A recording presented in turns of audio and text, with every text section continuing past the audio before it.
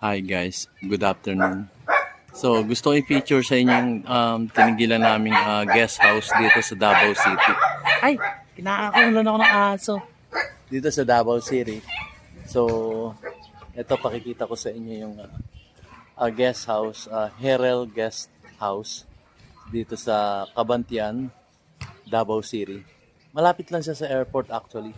It's around 5 kilometers from the airport. So, ang naging pamasahe lang namin is 110 from the airport going here to Herald Guest House.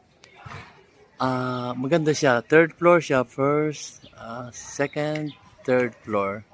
So, maraming available rooms dito that you can choose.